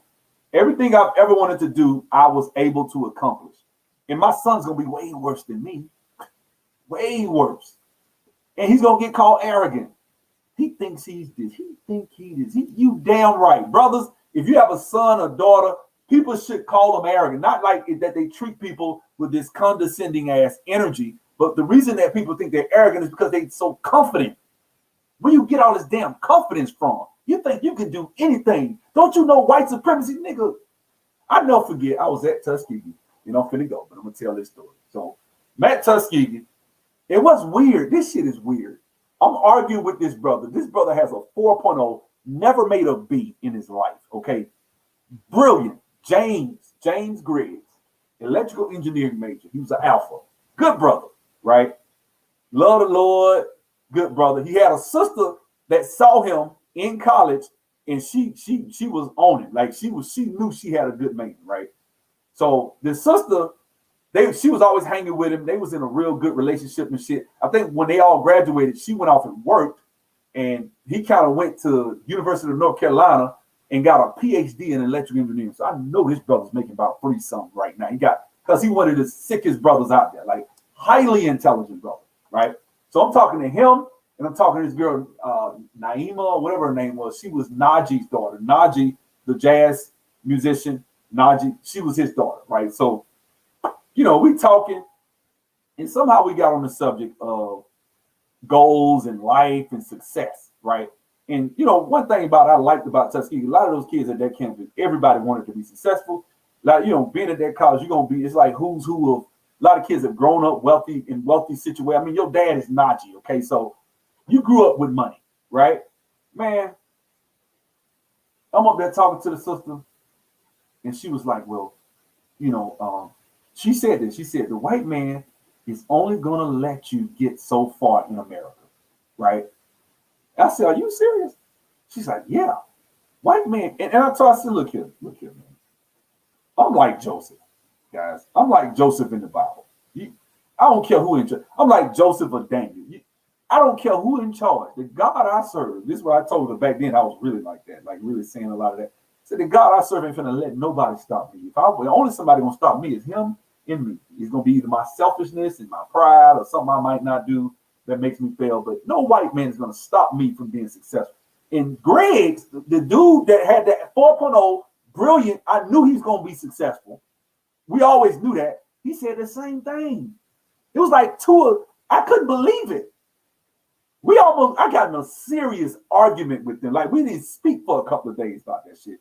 Because he was mad. He was my roommate. He lived on the other side. We was in the Commons, in the East Commons. I never forgot that shit. And we was arguing. He was just like, no, the white man will only let you get that. He's standing up and I'm still like, man, I wasn't cussing back. I was like, man, what are you talking about? This, that. Look at you, man. You think you ain't gonna be successful? You think a white man gonna be able to stop you by he ain't gonna have no choice but to give your ass a job. You've been flawless, bro. Damn near your whole life. Have you ever made a B? No. Well, I ain't then. You ain't never made a damn B before. You've been excellent your whole damn life. It took him a while to get his, his master's, but still. I'm like, these white folks ain't gonna stop a brother like you. You're gonna be the cream of the crop. Why you? Well, everybody's not fortunate like me. My parents were married. I'm like, bro, miss me with that shit, man. Miss me with that. Miss me with that. You have earned excellence. You have earned the ink. I told him, you earned it. I think they got mad because I won the damn argument. They knew it. I said, bro, you have earned it. Why is it? But what about that kid? There he go. What's up, Shaq? He's like, what about that kid whose parents, they go into that shit, right? What about the kid who's less? And I said, man, shit, you talking about like motherfuckers on this campus with you, majoring in electrical engineering? They might not be 4.0s, but go to the career fair. These motherfuckers coming up out of here, getting jobs at Lockheed Martin and Raytheon and General Dynamics and all that, coming straight out of Tuskegee University. They might not have a 4.0 like you do, but they got that 3.2, they got that 2.8, 2.9, and they get internships. Going to Microsoft. This was during the .com era too, so I just knew I was going to be six. Like I'm gonna either graduate and be making $50 an hour working in some tech job, or I'm gonna do real estate in Atlanta. I just had my eyes was big, my ambition was so big, like I'm gonna be successful. You know what I'm saying? And when he said that shit, I said, man, I couldn't believe it. And Najee, I don't know if she still thinks that, because I saw she live in Atlanta now. I actually saw her. We was out at this brunch place. I said, what's up, sister? Went hugged her and stuff like that, And I think she married with kids now. I spoke to her or whatever. But the thing was, it's interesting that Black people have this innate idea of themselves that they are limited by the white man. Because let me tell you something. If you give me the ability to control your humanity or your dignity or you being viewed as equal, then you're always at a disadvantage to me, because you're gonna have to come to me for validation. See, you have to come to the white man. And I told him, I said, man, when we was talking back then, I said, y'all want them to validate y'all. It's like y'all want these white folks. Like, man, hell, well, that's who gonna give you a job. Yeah, but they motherfucker can't stop me though. You don't give me a job, somebody else will. I'm like, you want to win, you better hire my ass. That's how I think. You know what I'm saying? If you want to win, you better hire my ass. And that's how it worked, man. You know what I'm saying? It's easy to predict in hindsight. Yeah, but and what's weird, I said, brother, you got a 4.0. You've never made a B in school ever. Not in high school, not in elementary. You got a perfect, and he's a legacy kid. He could have went to Harvard, right? But he was a legacy kid and went to Tuskegee. Don't have no student debt. Now I don't know about grad school. Probably didn't get no debt in grad school either. PhD. He has a doctor. He's doctor right now in electrical engineering. Like there have been years where the whole country, nobody got a STEM science PhD in the whole country that was Black. Okay, so this brother's exceptional, of the top of the cream of the top. And I'm sure if I catch him, he's riding in something worth 200,000 right now. He got that kind of money. I know he do, right? And he was talking that defeatist ass shit. Now he probably hear this now. Man, what you talking about? Like, yeah, you did say that. We were sitting right in the front in the kitchen, in between the little area, and we were sitting up there. It was me, you, and what was her name? Nakima? I forgot that girl name. Anyway, she was like, it was us three. We was arguing, and y'all told me that the white man gonna have to stop me, and the white man gonna let me get so far, this and that. And I just totally think that's a crock of bullshit, man. You know what I'm saying? So look, let me go. I gotta go downstairs and help my son. My mom's calling me. Y'all have a good one. I'll see y'all.